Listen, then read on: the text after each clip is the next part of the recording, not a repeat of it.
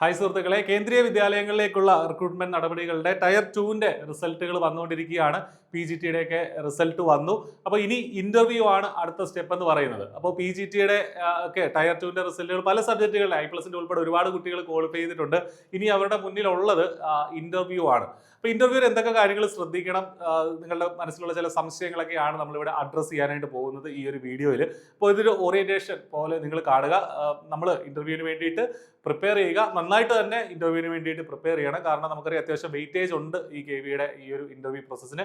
നവോദയൊക്കെ ആണെങ്കിൽ പോലും സെയിം കാര്യങ്ങളൊക്കെ തന്നെയാണ് നമ്മൾ ശ്രദ്ധിക്കേണ്ടതെന്നുള്ള കാര്യം കൂടെ ശ്രദ്ധിക്കുക, മനസ്സിലാക്കുക. അപ്പോൾ ആദ്യമേ തന്നെ ഇത് ക്രാക്ക് ചെയ്ത ആളുകളോട്, ടയർ 2 ക്രാക്ക് ചെയ്ത് ഇവിടം വരെ എത്തിയ ആളുകളോട് അഭിനന്ദനങ്ങൾ അറിയിക്കുകയാണ്. നിങ്ങൾ വലിയൊരു എക്സാമിൻ്റെ ടയർ 1ഉം ടയർ 2ഉം ക്രാക്ക് ചെയ്തിട്ടാണ് ഇപ്പോൾ ഇന്റർവ്യൂ സ്റ്റേജിലേക്ക് എത്തിയിരിക്കുന്നത്. തീർച്ചയായിട്ടും അത് വലിയൊരു നേട്ടമാണ്. ഇനി നമുക്ക് ഒരു കടമ്പയും കൂടെ ഉണ്ട്, ഇന്റർവ്യൂയും കൂടെ ഉണ്ട്. അതിലേക്ക് നമുക്ക് കടക്കാം. അപ്പോൾ നമുക്കറിയാം നിലവിൽ ഇത് ഇന്റർവ്യൂവിന് വിളിക്കുന്നത് ഒരു 1:3 റേഷ്യോയിലാണ്. അതായത് ഒരു വേക്കൻസിയുടെ 3 മടങ്ങ് ആളുകളെ, ഇപ്പോൾ ആകെ 100 വേക്കൻസിയാണ് ഒരു പർട്ടിക്കുലർ സബ്ജക്റ്റിൽ ഉള്ളതെങ്കിൽ 300 പേരെ എന്തിനു വിളിക്കും? ഇന്റർവ്യൂവിന് വിളിക്കും. 300 പേരെ. എന്നിട്ടാണ് ഫൈനൽ ലിസ്റ്റ് ഉണ്ടാക്കി അതിൽ നിന്ന് ആദ്യത്തെ 100 പേർക്ക് അവർ ജോലി കൊടുക്കുക, അല്ലെങ്കിൽ അങ്ങനെ അതിന്റെ ഒരു സെലക്ഷൻ പ്രോസസ്സ് പോകുന്നത് അങ്ങനെ. അപ്പോൾ 1:3 റേഷ്യോയിലാണ് നിങ്ങളെ ഇപ്പോൾ സെലക്ട് ചെയ്തിട്ടുള്ളത് എന്നുള്ള കാര്യം മനസ്സിലാക്കുക. ഇനി നമ്മൾ ശ്രദ്ധിക്കേണ്ട കാര്യം, ഫൈനൽ റാങ്ക് ലിസ്റ്റ് അല്ലെങ്കിൽ ഫൈനൽ ലിസ്റ്റ്, റിക്രൂട്ട്മെന്റിന് വേണ്ടിയുള്ള ഫൈനൽ ലിസ്റ്റ് എന്ന് പറയുന്നത് അതിന്റെ ഒരു വെയിറ്റേജ് എങ്ങനെയാണെന്ന് വെച്ചാൽ, നിങ്ങളിപ്പോൾ ടിയർ 2 പരീക്ഷ എഴുതിയല്ലോ, അതിൽ നിങ്ങൾക്കൊരു മാർക്കുണ്ട്. ആ മാർക്കിനെ 85% എടുക്കും. അല്ലെങ്കിൽ ആകെ 100 മാർക്കാണ് ഈ rank list, final rank list ആകെ 100 മാർക്കിലാണെന്ന് വിചാരിക്കുക. അങ്ങനെ ആണെങ്കിൽ അതിൽ 85 മാർക്കും എന്തിനാണ്? ടിയർ 2 എക്സാമിൻ്റെതാണ്. അപ്പോൾ അത് പ്രത്യേകം ശ്രദ്ധിക്കുക. 85 മാർക്കും ടിയർ 2 എക്സാമിൻ്റെതാണ്. അതിന്റെ കൂടെ 15% ഇന്റർവ്യൂവിന്റെ വെയിറ്റേജ്. അതായത് 15 മാർക്കാണ് ഇന്റർവ്യൂവിനുള്ളത്. ഓക്കെ, അപ്പൊ ഇത് പ്രത്യേകം ശ്രദ്ധിക്കുക. 15% ഇന്റർവ്യൂവിന്റെ വെയിറ്റേജ്, 85% ടിയർ 2ന്റെ വെയിറ്റേജ്. അപ്പൊ കൂടുതൽ വെയിറ്റേജ് നമ്മളിപ്പോൾ എഴുതി കംപ്ലീറ്റ് ചെയ്ത് ക്വാളിഫൈ ചെയ്ത പരീക്ഷയ്ക്കാണ്, അതിന്റെ മാർക്കിനാണ് കൂടുതൽ വെയിറ്റേജ് ഉള്ളത്. 15% വെയിറ്റേജ് ആണ് ഇന്റർവ്യൂവിനുള്ളത്. അപ്പൊ അതുകൊണ്ട് തന്നെ നമ്മൾ ആ ഒരു സെൻസിൽ എടുക്കുക. നിങ്ങൾ ഇന്റർവ്യൂ ആണ് എല്ലാം, അല്ലെങ്കിൽ ഇന്റർവ്യൂവിൽ നമുക്ക് എന്തെങ്കിലും ചെറിയൊരു പാളിച്ച പറ്റി എന്നുള്ളത് കൊണ്ട് ഞാനിതിൽ നിന്ന് ഔട്ടാവും, അല്ലെങ്കിൽ ഇന്റർവ്യൂവിൽ ഒരു തരത്തിലും എനിക്ക് നന്നായിട്ട് പെർഫോം ചെയ്യാൻ സാധിക്കുന്നില്ല അല്ലെങ്കിൽ സാധിച്ചില്ല എന്നുള്ളത് കൊണ്ട് നിങ്ങൾ ഡിസ്ഹാർട്ടഡ് ആവേണ്ട കാര്യമില്ല. നമുക്ക് 15% അതിൻ്റെ വെയിറ്റേജ്, 85% ഇപ്പുറത്ത് എക്സാമിൻ്റെ ഇത് കിടക്കുന്നുണ്ട് എന്ന് കരുതി ഇത് നമുക്ക് അവഗണിക്കാൻ പറ്റുമോ? അതുമില്ല. കാരണം ഈ 15% നിങ്ങളുടെ റാങ്കുകൾ മുകളിലേക്ക് താഴേക്കും ഒക്കെ വലിയ വ്യത്യാസങ്ങൾ വരാനുള്ള സാധ്യതയുണ്ട്. അപ്പോൾ അതുകൊണ്ട് തന്നെ ഇത് വളരെ ഇമ്പോർട്ടൻ്റ് ആണ് ഇന്റർവ്യൂ എന്ന് കരുതി ഇന്റർവ്യൂ മാത്രമല്ല ഈ ഫൈനൽ ലിസ്റ്റിലേക്ക് എടുക്കുന്നത്, അതിന് വേണ്ടിയിട്ട് ഫൈനൽ റാങ്ക് ലിസ്റ്റ് തയ്യാറാക്കാൻ വേണ്ടി എടുക്കുന്നത് എന്നുള്ള കാര്യം കൂടെ ശ്രദ്ധിക്കുക. യൂഷ്വലി ഇന്റർവ്യൂകളൊക്കെ ഒരു 20 മുതൽ 25 വരെ മിനിറ്റ് ഡ്യൂറേഷൻ ആയിരിക്കും യൂഷ്വലി ഇന്റർവ്യൂസിനൊക്കെ ഉണ്ടാവാറുള്ളത്. ചിലർക്ക് 10-15 മിനിറ്റ് കൊണ്ടൊക്കെ തീരുന്ന ആളുകളും ഉണ്ട്. അതുകൊണ്ട് നിങ്ങൾ ഇത്തവണ പോകുമ്പോൾ 20 മിനിറ്റ് എടുത്തില്ല അല്ലെങ്കിൽ 25 മിനിറ്റ് എടുത്തില്ല, എൻ്റെ ഒരു 10 മിനിറ്റ് കൊണ്ട് കഴിഞ്ഞു എന്നുള്ളത് കൊണ്ട് യാതൊരു പ്രശ്നവുമില്ല. ഒരു ജനറൽ ഒരു പാറ്റേൺ ഞാൻ പറഞ്ഞതേ ഉള്ളൂ. നമ്മളൊരു പ്രിപ്പറേഷന് വേണ്ടി, നമ്മളൊന്ന് തയ്യാറായി ഇരിക്കാൻ വേണ്ടി ഞാൻ പറഞ്ഞതേ ഉള്ളൂ. 20 മുതൽ 25 മിനിറ്റ് വരെയാണ്. ചിലർക്ക് അതിൽ കൂടുതൽ എടുത്തേക്കാം, ചിലർക്ക് അതിൽ കുറവാകാം. ഞാൻ ഇങ്ങനെ പറയാൻ കാരണം മിക്കവാറും കേസിൽ ഒരു ഡെമോ ക്ലാസ് എടുക്കാനായിട്ട് പറയാറുണ്ട്. ഒരു ഡെമോ ക്ലാസ് എടുക്കാനായിട്ട് പറയാറുണ്ട്. അപ്പൊ അതൊക്കെ എടുക്കുമ്പോൾ അതിനൊരു 5 മിനിറ്റ് ഒക്കെ ചിലപ്പോൾ പോയേക്കാം, 5 അല്ലെങ്കിൽ 10 മിനിറ്റ് ഒക്കെ അതിന് എടുത്തേക്കാം. അപ്പൊ അങ്ങനെ ആകുമ്പോൾ ടോട്ടൽ ഡ്യൂറേഷൻ നോക്കുകയാണെങ്കിൽ 20 മുതൽ 25 മിനിറ്റ് വരെ ഈ ഇന്റർവ്യൂവിന്റെ ടോട്ടലായിട്ടുള്ള ഒരു ഡ്യൂറേഷൻ ഉണ്ടാവും. ഒരു 5 പേര് അല്ലെങ്കിൽ 6 പേരൊക്കെ അടങ്ങുന്ന ഒരു പാനലായിരിക്കും, അത്രയും പേരുണ്ടാവും. നിങ്ങൾ ഇന്റർവ്യൂ ഹാളിലേക്ക് ചെല്ലുമ്പോൾ നിങ്ങളുടെ മുന്നിൽ ഒരു 5-6 പേര് ഇരിക്കുന്നുണ്ടാവും. അപ്പൊ അതുകൊണ്ട് അതിന് പ്രിപ്പയർഡ് ആയിട്ട് പോവുക. ഈ 6 പേരെ നോക്കി നിങ്ങൾ പേടിക്കുകയൊന്നും വേണ്ട. ഇവരൊക്കെ പല രീതിയിലുള്ള വിദഗ്ധരായ ആളുകളായിരിക്കും. ഏതെങ്കിലും KVകളുടെ പ്രിൻസിപ്പൽമാരുണ്ടാവും. അതുപോലെ തന്നെ നിങ്ങളുടെ സബ്ജക്ട് ഏതാണോ, നിങ്ങളിപ്പോൾ ഇംഗ്ലീഷാണ്, ഇംഗ്ലീഷിന്റെ വിദഗ്ധരായിട്ടുള്ള ആളുകൾ, കെമിസ്ട്രി ആണെങ്കിൽ അത്, മലയാളം ആണെങ്കിൽ അങ്ങനെ. അപ്പോൾ ഏതാണോ നിങ്ങൾക്കുള്ള വിദഗ്ധരായിട്ടുള്ള ആളുകൾ അവരൊക്കെ നിങ്ങളുടെ പാനലിൽ ഉണ്ടാവും എന്നുള്ള കാര്യം കൂടെ മനസ്സിലാക്കിയിരിക്കുക. അപ്പോൾ മറ്റൊരു പ്രധാനപ്പെട്ട സംശയമാണ് ഹിന്ദിയുടെ നോളജ് എന്നുള്ളത്. പ്രത്യേകിച്ച് സൗത്ത് ഇന്ത്യ, നമുക്കറിയാം നമ്മൾ സൗത്തിൽ നിന്നാണ് വരുന്നത്. അപ്പോൾ ഇവിടെ ഹിന്ദി അത്ര ഇമ്പോർട്ടൻ്റ് അല്ല, അല്ലെങ്കിൽ ഹിന്ദിയിൽ നമുക്ക് അത്ര ഗ്രിപ്പില്ല എന്നുള്ള കാര്യം ഇന്റർവ്യൂവിന് ഇരിക്കുന്ന അല്ലെങ്കിൽ ഇന്റർവ്യൂ പാനലിലുള്ള ആളുകൾക്കും അറിയാം. അതുകൊണ്ട് തന്നെ ഇംഗ്ലീഷിലാണ് യൂഷ്വലി ഇന്റർവ്യൂസ് എല്ലാം ഇംഗ്ലീഷിൽ തന്നെയാണ് നടക്കുക. നമ്മുടെ പ്രത്യേകിച്ചും ഈ ഭാഗത്തോട്ടുള്ള ആളുകൾക്ക് വേണ്ടി നടത്തുന്ന ഇന്റർവ്യൂസ് എല്ലാം ഇംഗ്ലീഷിൽ തന്നെയാണ്. നിങ്ങളുടെ ചോദ്യങ്ങൾക്കെല്ലാം നിങ്ങൾ ഇംഗ്ലീഷിൽ മറുപടി പറഞ്ഞാൽ മതി. പക്ഷേ നമുക്കറിയാം KVയുടെ നോട്ടിഫിക്കേഷനിൽ തന്നെ ഒരു നോളജ് ഓഫ് ഹിന്ദി വേണം എന്നവർ പറയുന്നുണ്ട്. ഇത്തവണത്തെ എക്സാമിന് ഹിന്ദി ഉണ്ടായിരുന്നില്ല. അതായത് മുൻപുള്ള റിക്രൂട്ട്മെന്റുകളിലൊക്കെ ഹിന്ദി ഒരു കമ്പോണന്റ് ആയിരുന്നു എക്സാമിനേഷൻ. പക്ഷേ ഇത്തവണ ഹിന്ദി ഒരു വിഷയമായിട്ട് എടുക്കാത്ത ആളുകളെ സംബന്ധിച്ച് ഹിന്ദി ഉണ്ടായിരുന്നില്ല. അതുകൊണ്ട് ഒരു വർക്കിംഗ് നോളജ് ഓഫ് ഹിന്ദി അല്ലെങ്കിൽ ഒരു ഫങ്ഷണൽ നോളജ് ഓഫ് ഹിന്ദി അവർ എക്സ്പെക്ട് ചെയ്യുന്നുണ്ടാവും. പക്ഷേ ഇത് മാൻഡേറ്ററി അല്ല. ഹിന്ദി അങ്ങനെ ചോദിക്കണോ എന്നുള്ളതൊന്നും ഒരു മാൻഡേറ്ററി ഇല്ല. ഇതിനു മുമ്പുള്ള ഇന്റർവ്യൂ എക്സ്പീരിയൻസുകളൊക്കെ നോക്കിയാൽ പോലും നമ്മൾ ഇംഗ്ലീഷിൽ തന്നെയായിരുന്നു കംപ്ലീറ്റ് ആയിട്ടുള്ള ഇന്റർവ്യൂ നടത്തിയിരുന്നത്. എന്ന് കരുതി ഹിന്ദി നമുക്ക് അവോയ്ഡ് ചെയ്യാനായിട്ട് പറ്റില്ല. ജസ്റ്റ് ഒരു ഫങ്ഷണൽ നോളജ് ഓഫ് ഹിന്ദി നിങ്ങളൊന്ന് മനസ്സിലാക്കിയിരിക്കുന്നത് നല്ലതാണ്.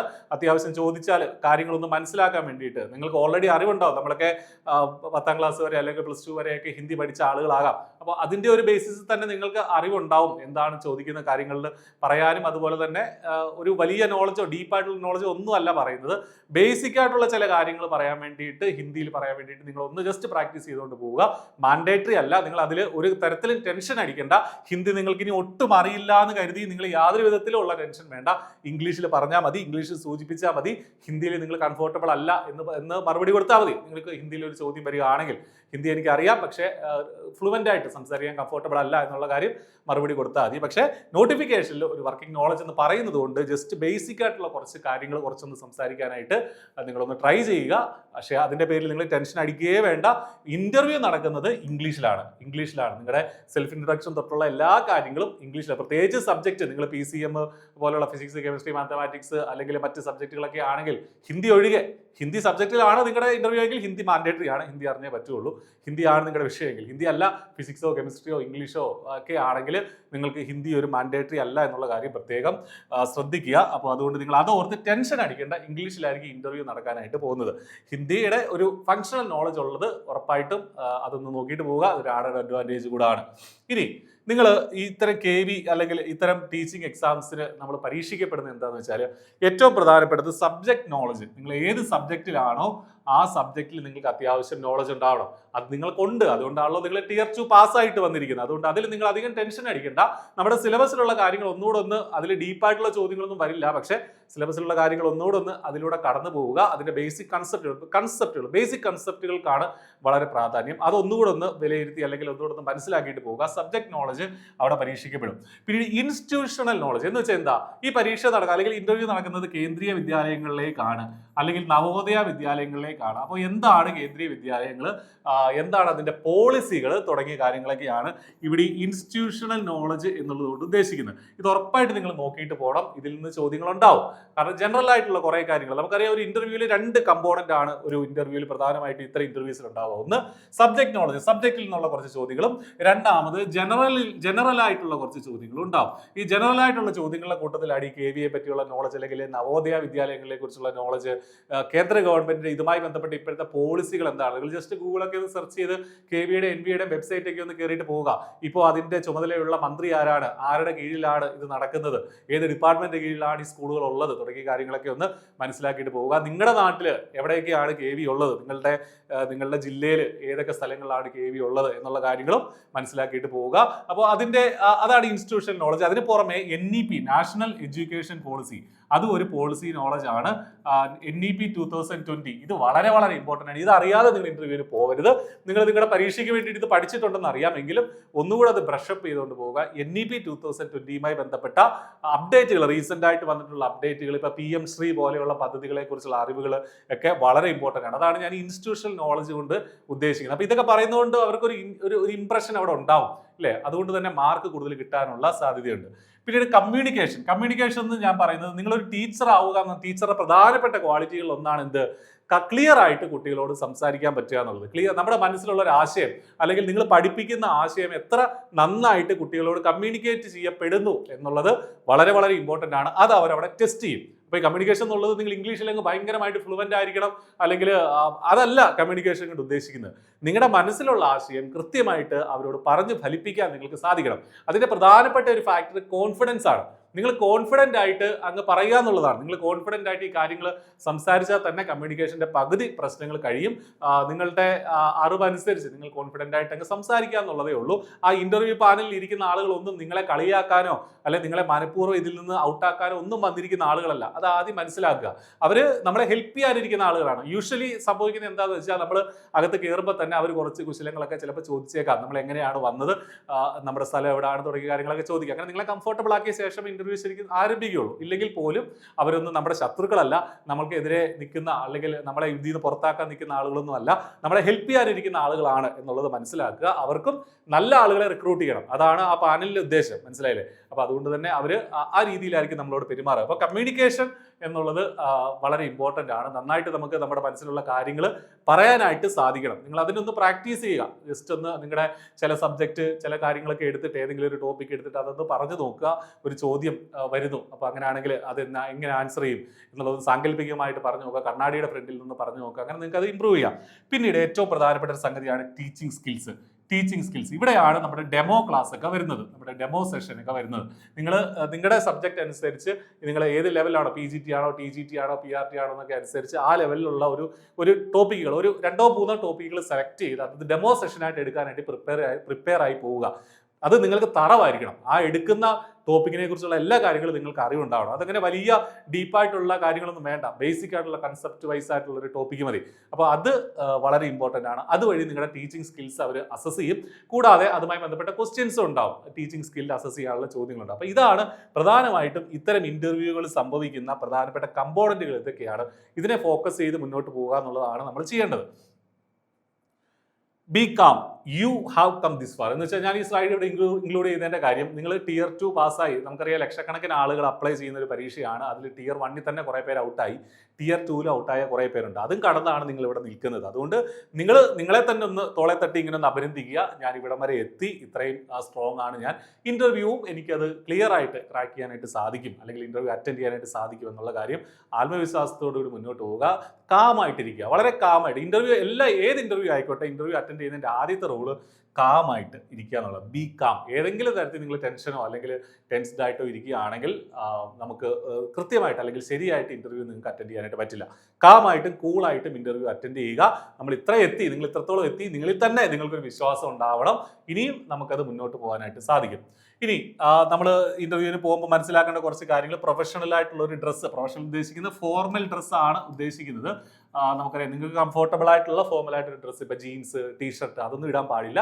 അല്ലാതെ ബോയ്സ് ആണെങ്കിൽ ഇപ്പോൾ ടക്കിൻ ചെയ്തൊക്കെ പോവാം, ലേഡീസ് ആണെങ്കിൽ വേണമെങ്കിൽ സാരി ഉടുക്കാം, അല്ലെങ്കിൽ നല്ലൊരു ചുരിദാർ ഉടുക്കാം, അല്ലെങ്കിൽ അങ്ങനെയുള്ള കാര്യങ്ങൾ നിങ്ങൾക്ക് എന്താണോ ഫോർമലായിട്ട് തോന്നുന്നത് അത് ഇടുക. അല്ലാതെ നമുക്ക് വളരെ ലൂസായിട്ടുള്ള ഡ്രസ്സുകൾ അല്ലെങ്കിൽ കളർഫുൾ ആയിട്ടുള്ള ഡ്രസ്സുകൾ അതൊക്കെ ഒഴിവാക്കാനായിട്ട് ശ്രദ്ധിക്കുക. കാരണം ഇത് ടീച്ചിങ് ജോബാണ് അല്ലേ. ഇപ്പോൾ ടീച്ചിങ് ജോബിന് ഉറപ്പായിട്ടും അതിൻ്റെതായിട്ടുള്ള ഒരു ഡ്രസ്സിങ് സെൻസ് ഉണ്ടാവണം.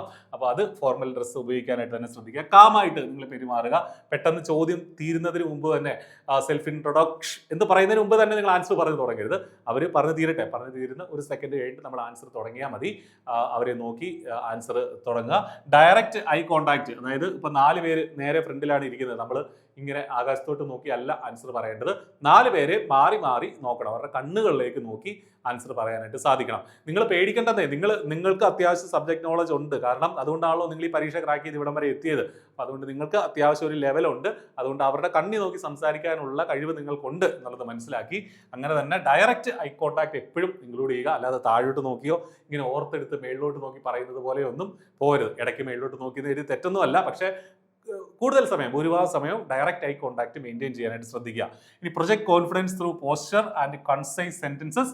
പോസ്ചറൊക്കെ നല്ല വൃത്തിയായിട്ട് നേരെ ഇരിക്കുക. നമ്മൾ ഇരിക്കാൻ പറയുമ്പോൾ നേരെ ഇരിക്കുക. ഈ തോളൊക്കെ നേരെ വെച്ചിട്ട് നിങ്ങളുടെ കയ്യിൽ ഒരു ഫയൽ ഉണ്ടാവും, CV അല്ലെങ്കിൽ സർട്ടിഫിക്കറ്റുകളൊക്കെ വെച്ചിട്ടുള്ള ഒരു ഫയൽ ഉണ്ടാവും. അതെടുത്ത് ആ ടേബിളിലേക്ക് വെച്ചിട്ട് നേരെ ഇരിക്കുക. അല്ലാതെ ഇങ്ങനെ കുനിഞ്ഞ് താഴോട്ട് നോക്കി ഇങ്ങനെ ആ കസേരയുടെ അറ്റത്ത് ഇങ്ങനെ തെല്ലത്തിരിക്കുക, അങ്ങനെയൊന്നും പാടില്ല. ഇതിൽ കസേര നന്നായിട്ട് നമ്മൾ എങ്ങനെയാണ് ഒരു കസേരയിൽ കംഫർട്ടബിൾ ആയിട്ട് അകത്തേക്ക് കയറി ഇരിക്കുന്നത് അങ്ങനെ തന്നെ ഇരുന്ന് നേരെ ഇരിക്കുക. നല്ല പോസ്റ്ററായിട്ട് ഇരിക്കുക.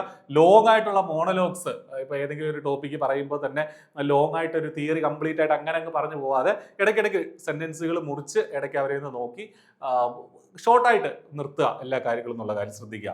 മറ്റൊരു പ്രധാനപ്പെട്ട കാര്യം, ഒറിജിനൽ സർട്ടിഫിക്കറ്റുകൾ വളരെ വളരെ ഇമ്പോർട്ടൻ്റ് ആണ്. ഇതില്ലെങ്കിൽ നിങ്ങൾക്ക് അറ്റൻഡ് ചെയ്യാനായിട്ട് സാധിക്കില്ല. ഒറിജിനൽ എല്ലാത്തിനും നിങ്ങൾ ആപ്ലിക്കേഷൻ എന്തൊക്കെ കൊടുത്തോ അതിൻ്റെ എല്ലാ ഒറിജിനൽ സർട്ടിഫിക്കറ്റ്, നിങ്ങൾ കാസ്റ്റ് സർട്ടിഫിക്കറ്റ് ആണെങ്കിലും റിസർവേഷൻ സർട്ടിഫിക്കറ്റ് ആണെങ്കിലും എല്ലാത്തിൻ്റെ ഒറിജിനൽ നിങ്ങൾ കൊണ്ടുപോകാനായിട്ടും ശ്രദ്ധിക്കുക കേട്ടോ. അത് വളരെ ഇമ്പോർട്ടൻ്റ് ആണ്. നിങ്ങളുടെ സബ്ജക്റ്റുമായിട്ട് തറവായിരിക്കുക. അത് നിങ്ങൾ ഓൾറെഡി ആണ്, അല്ലെങ്കിൽ ഈ പറഞ്ഞതുപോലെ ഒന്നുകൂടെ അതിലൂടെ കടന്ന സബ്ജക്ട് മാറ്ററിൽ തറവായിരിക്കണം. Mention things in your resume which are 100% true and you are confident ആണ്. അതായത് നിങ്ങളുടെ റെസ്യൂമേൽ നിങ്ങൾ എഴുതുന്ന ഓരോ പോയിന്റിനും നിങ്ങൾ ഉത്തരവാദികളാണ്. ആ പോയിന്റുകളെല്ലാം നിങ്ങൾ അതിന് എക്സ്പ്ലെയിൻ ചെയ്യാൻ നിങ്ങൾ ബാധ്യസ്ഥരാണ്. അല്ലാത്ത പോയിന്റുകൾ കട്ട് ചെയ്ത് കളഞ്ഞേക്കുക. വെറുതെ നിങ്ങൾ എടുത്ത് വെച്ചിട്ടുള്ള എന്തെങ്കിലും പോയിന്റുകൾ ഉണ്ടെങ്കിൽ അത് കട്ട് ചെയ്ത് കളഞ്ഞേക്കുക. കാരണം നിങ്ങളുടെ റെസ്യൂമേലെ ഓരോ പോയിന്റിൽ നിന്ന് ചോദ്യങ്ങൾ വരാം കേട്ടോ. അപ്പോൾ അതുകൊണ്ട് അത് വളരെ ഇമ്പോർട്ടന്റ് ആണ്. Have knowledge about your state, വളരെ ഇമ്പോർട്ടന്റ് ആണ് ഈ സംഗതി. അതായത് നമ്മളിപ്പോൾ കേരളത്തിൽ നിന്നാണ് വരുന്നത്. അപ്പോൾ കേരളത്തെക്കുറിച്ചുള്ള ഒരു ബേസിക് ആയിട്ടുള്ള ഐഡിയ നിങ്ങൾക്ക് ഉണ്ടാവണം. കേരളത്തിന്റെ പ്രധാന കാര്യങ്ങൾ എന്തൊക്കെയാണ്, ഉത്സവങ്ങൾ എന്തൊക്കെയാണ്, അല്ലെങ്കിൽ നമ്മുടെ നല്ല ഭക്ഷണങ്ങൾ ഏതൊക്കെയാണ്, കൾച്ചറൽ സെന്റേഴ്സ് ഏതൊക്കെയാണ് തുടങ്ങിയ കാര്യങ്ങൾ അറിയുക.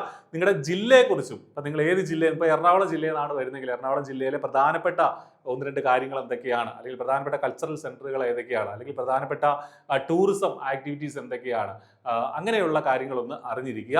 നിങ്ങൾ ഏത് ജില്ലയാണോ ആ ജില്ലയുമായി ബന്ധപ്പെട്ട കാര്യങ്ങളും, കാരണം മിക്കവാറും എല്ലാ ഇന്റർവ്യൂ സെഷനിലും ഇതുമായി ബന്ധപ്പെട്ട ഒരു ചോദ്യം ഉണ്ടാവും. നിങ്ങളുടെ സ്റ്റേറ്റ് ഏതാണ്? കാരണം ഇത് നമുക്കറിയാം, ഇതൊരു ഓൾ ഇന്ത്യ ലെവലിലുള്ള റിക്രൂട്ട്മെന്റ് നടക്കുന്നത്. കേരളത്തിലായിരിക്കത്തില്ല നിങ്ങൾക്ക് ഇന്റർവ്യൂ ഉണ്ടാവുക. അപ്പോൾ അതുകൊണ്ട് തന്നെ അവർക്ക് നിങ്ങളുടെ സ്റ്റേറ്റിനെ കുറിച്ച് അല്ലെങ്കിൽ നിങ്ങളുടെ സമൂഹത്തെക്കുറിച്ച് എന്തൊക്കെ അറിയാം എന്ന് മനസ്സിലാക്കി എടുക്കാനായിട്ട് അവർ ചോദ്യങ്ങൾ ചോദിക്കും. അത് ഇമ്പോർട്ടൻ്റ് ആണ്. പിന്നെ നിങ്ങൾ പഠിച്ച കോളേജുകൾ, ഇൻസ്റ്റിറ്റ്യൂട്ടുകൾ, അതേക്കുറിച്ചും ഒക്കെ ഒന്ന് പറയാനായിട്ട് അറിഞ്ഞിരിക്കുക. നിങ്ങൾക്ക് അറിയാം, ഒന്ന് ബ്രഷപ്പ് ചെയ്യുക.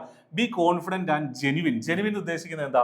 നമ്മൾ പറയുന്ന എല്ലാ കാര്യങ്ങളും ജെനുവിൻ ആയിട്ട് മറുപടി പറയുക. നമ്മൾ ആർട്ടിഫിഷ്യലായിട്ട് നിങ്ങൾ എന്തുകൊണ്ട് ഒരു ടീച്ചർ ആകാൻ ആഗ്രഹിക്കുന്നു എന്ന് ചോദിക്കുമ്പോൾ നമ്മൾ ആർട്ടിഫിഷ്യലായിട്ടൊരു മറുപടി കാണാതെ പഠിച്ച് പോയി പറയുക എന്നുള്ളതല്ല. നമ്മൾ കൃത്യമായിട്ട് അതൊന്ന് മനസ്സിലാക്കി പറയുക എന്നുള്ളതാണ് ഏറ്റവും ഇമ്പോർട്ടൻ്റ് ആയിട്ടുള്ളൊരു കാര്യം. അത് ജെനുവിനായിട്ട്, നമുക്കൊരു ടീച്ചർ ആവാനായിട്ട് ജെനുവിനായിട്ട് ആഗ്രഹമുണ്ട്. അതുകൊണ്ട് തന്നെ ജെനുവിനായിട്ട് ആ മറുപടി പറയണം എന്നുള്ളതാണ് ഏറ്റവും ഇമ്പോർട്ടൻ്റ് ആയിട്ടുള്ള കാര്യം. Master some topics for demo teaching, അതായത് നിങ്ങളുടെ ലെവൽ അനുസരിച്ച് ഡെമോ ടീച്ചിങ്ങിന് വേണ്ടിയിട്ട് കുറച്ച് ടോപ്പിക്കുകൾ മാസ്റ്റർ ചെയ്യുക എന്നുള്ളതും വളരെ ഇമ്പോർട്ടൻ്റ് ആണ്. അപ്പോൾ നിങ്ങൾ ഒരു ഇന്റർവ്യൂവിന് പോകുന്നതിന് മുന്നേ നിങ്ങൾ ജെനുവിനായിട്ട് ഒരു ടീച്ചർ ആകുക, ഒരു KVയിൽ അല്ലെങ്കിൽ നവോദയയിൽ നിങ്ങൾ ടീച്ചർ ആവാൻ ആഗ്രഹിക്കുന്ന, അല്ലെങ്കിൽ നിങ്ങൾ ടീച്ചറാണ് എന്നുള്ള ജെനുവിനിറ്റി കൊണ്ട് തന്നെ നിങ്ങൾ ആ ഇന്റർവ്യൂ അറ്റൻഡ് ചെയ്യുക. അപ്പോൾ ജെനുവിനായിട്ട് നമുക്ക് ആൻസർ ചെയ്യാനായിട്ട് സാധിക്കും. സെൽഫ് ഇൻട്രൊഡക്ഷൻ പഠിച്ചു വെക്കണം, വളരെ ഇമ്പോർട്ടൻ്റ് ആണ്. ഒരു 60 മുതൽ 90 സെക്കൻഡ് വരെ നീളമുള്ള ഒരു സെൽഫ് ഇൻട്രൊഡക്ഷൻ നിങ്ങൾ പഠിച്ചു വെക്കണം. അതിനകത്ത് ഈ പറഞ്ഞ പോലെ നിങ്ങളുടെ ക്വാളിഫിക്കേഷൻ, ടീച്ചിങ് എക്സ്പീരിയൻസ്, ഇംഗ്ലീഷ്, ഈ പറഞ്ഞ ഇംഗ്ലീഷ് അല്ലെങ്കിൽ ഇതിപ്പം ഏതാണോ നിങ്ങളുടെ ടോപ്പിക്, ഇപ്പോൾ നിങ്ങൾ കെമിസ്ട്രി ആണെങ്കിൽ കെമിസ്ട്രിയിലെ നിങ്ങളുടെ സ്പെഷ്യാലിറ്റി, ഞാൻ ഇംഗ്ലീഷ് എന്നുള്ളത് ആ സബ്ജക്റ്റ് വെച്ചിട്ട് എഴുതിയാണ്, കെമിസ്ട്രിയിലെ സ്പെഷ്യാലിറ്റി എന്താണ് തുടങ്ങിയ കാര്യങ്ങളൊക്കെ അതിൽ പറയാം. പിന്നീട് പെഡഗോജിക്കൽ സ്റ്റാൻസ്, അതായത് അതിനെപ്പറ്റിയുള്ള കാര്യങ്ങൾ നിങ്ങളൊന്ന് മനസ്സിലാക്കിയിരിക്കണം. നിങ്ങളുടെ ടീച്ചിങ് അപ്രോച്ച് എങ്ങനെയാണ്, സ്റ്റുഡൻറ് സെൻറ്റേഡ് ആണ്, ആക്ടിവിറ്റി ബേസ്ഡ് ആണ്, ലേണിംഗ് അസസ്മെന്റുകളൊക്കെ ഉണ്ട് തുടങ്ങിയ കാര്യങ്ങളൊക്കെ അവിടെ പറയാം. ലെസൺ പ്ലാനിന്റെ ഒരു സാമ്പിൾ പറ്റുകയാണെങ്കിൽ പ്രിപ്പയർ ചെയ്യും. നിങ്ങൾ BEd ഒക്കെ പഠിച്ച കുട്ടികളാണല്ലോ, അപ്പോൾ നിങ്ങൾക്ക് അറിയാം ലെസൺ പ്ലാൻ എങ്ങനെയാണ് ഉണ്ടാക്കുന്നത് എന്നുള്ളത്.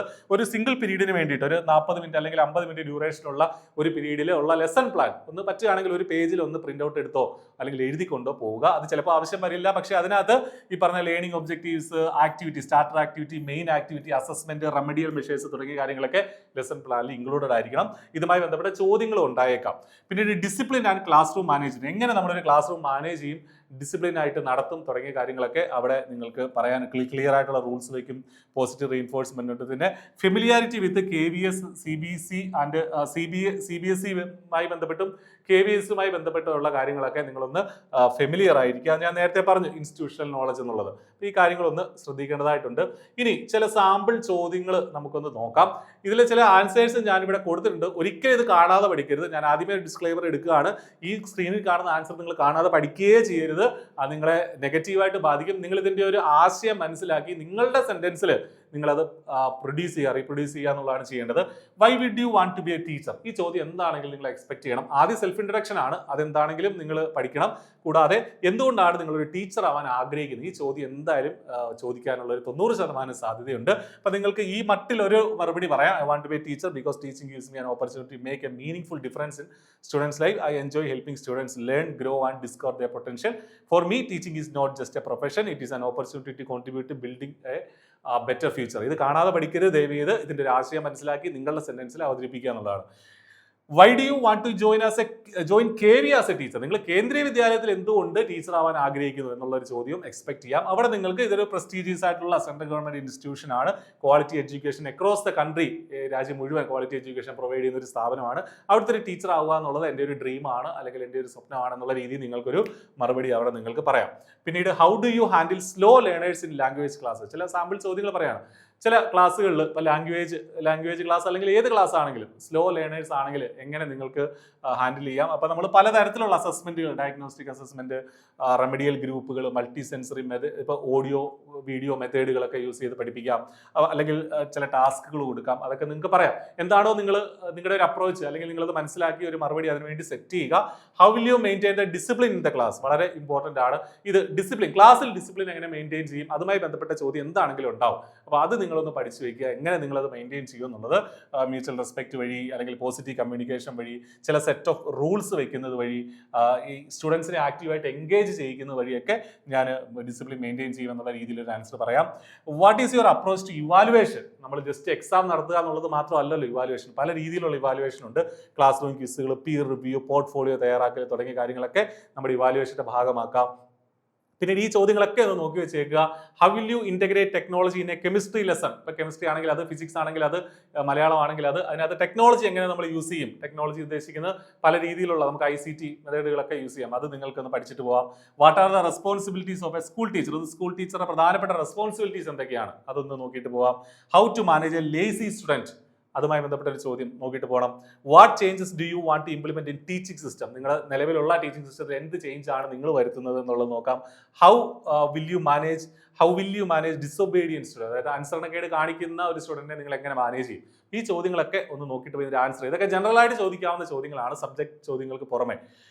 പിന്നീട് മറക്കരുതാത്ത കാര്യം GKയും കറണ്ട് അഫയേഴ്സുമാണ്. റീസെന്റ് ആയിട്ട് നടന്നിട്ടുള്ള ഈ വിദ്യാഭ്യാസ മേഖലയുമായിട്ട്, പ്രത്യേകിച്ച് വിദ്യാഭ്യാസ മേഖലയുമായി ബന്ധപ്പെട്ട് നടന്നിട്ടുള്ള കുറച്ച് കാര്യങ്ങൾ മനസ്സിലാക്കുക. റീസെന്റ് ആയിട്ടുള്ള CJP പ്രൊട്ടസ്റ്റ് ആണെങ്കിലും അത്തരം കാര്യങ്ങളൊന്ന്, അതിന്റെ കുറച്ച് കാര്യങ്ങളോടൊന്ന് മനസ്സിലാക്കുക. അതുമായിട്ടുള്ള നിങ്ങളുടെ അപ്രോച്ച് എന്താണ്, അല്ലെങ്കിൽ നിങ്ങളുടെ ഒപ്പീനിയൻ എന്താണ് എന്നുള്ളതുമായി, നിങ്ങൾക്ക് ഇലയ്ക്കും മുള്ളിനും കേടില്ലാത്ത രീതിയിലൊരു ഒപ്പീനിയൻ നിങ്ങൾ ഫോർമാറ്റ് ചെയ്തുകൊണ്ട് അതിനൊരു ആൻസർ പറയുക എന്നുള്ളതാണ് ചെയ്യേണ്ടത്. അപ്പം കറണ്ട് അഫയേഴ്സ് റീസെന്റ് ആയിട്ടുള്ളത് നോക്കിയിട്ട് പോകുക എന്നുള്ളത് ഇമ്പോർട്ടന്റ് ആണ്. അപ്പോൾ ഇതൊക്കെയാണ് പ്രധാനമായിട്ട് നമ്മൾ ഇന്റർവ്യൂവുമായി ബന്ധപ്പെട്ട് നോക്കാനുള്ളത്. ടെൻഷൻ അടിക്കേണ്ട.